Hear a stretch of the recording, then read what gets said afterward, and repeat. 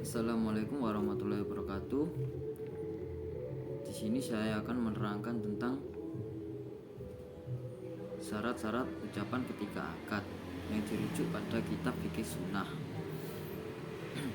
Bismillahirrahmanirrahim. Surutu sighatil aqdi. Syarat-syarat ucapan ketika akad. Istaratu fuqaha'u, yaitu syarat dari para ulama atau ulama fikih, fuqaha, ahli fikih. Bisighatil ijabi wal qabuli, tentang ucapan ketika ijab dan qabul. Nah, jadi para ulama fikih atau fuqaha atau ahli fikih mensyaratkan ucapan ketika akan melakukan akad ijab dan qabul. Antakuna bilafdoini, yaitu dengan dua lafaz. Wat'an lil mado, yang pertama ditempatkannya lafaz tersebut pada zaman madi. Awat akhiduhuma lil madi, atau menempatkan salah satu di zaman madi, salah satunya di zaman madi.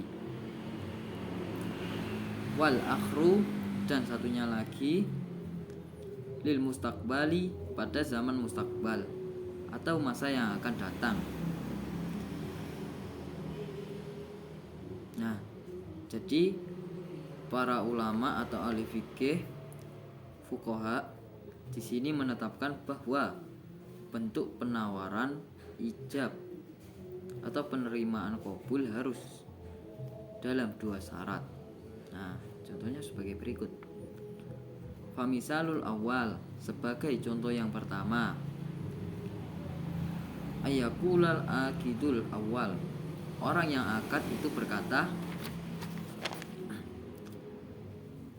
zawajtuka, saya menikahkanmu, ibnati, dengan anakku. Wa yakulul qabil, dan yang menerima berkata, qabiltu, saya menerimanya. Nah, yang dimaksud contoh pertama di sini adalah yaitu dari fi'il madi, yang adanya kata saya menikahkanmu. Nah, itu menunjukkan masa lampau. Dan contoh yang kedua, wa misalus sani, dan contoh yang kedua, ayyaqulal khatib, seorang penghulu berkata, atau penghulu itu adalah orang tuanya sendiri, uzawwijuka, saya akan menikahkanmu, ibnati, dengan anakku.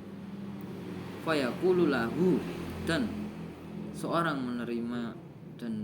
yang menerima itu berkata, qabiltu, saya menerimanya. Nah, penjelasan dari contoh yang kedua di sini adanya kata akan. Nah, saya akan menikahkanmu. Nah, kata akan itu menunjukkan masa yang akan datang atau zaman mustaqbal.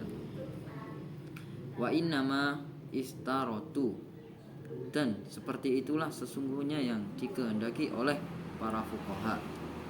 Nah, lebih jelasnya begini.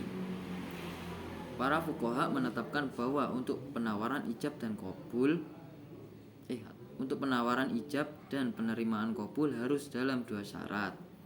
Nah, yang pertama menunjukkan masa lampau, atau yang satu pada masa lampau dan yang satu lagi pada masa yang akan datang.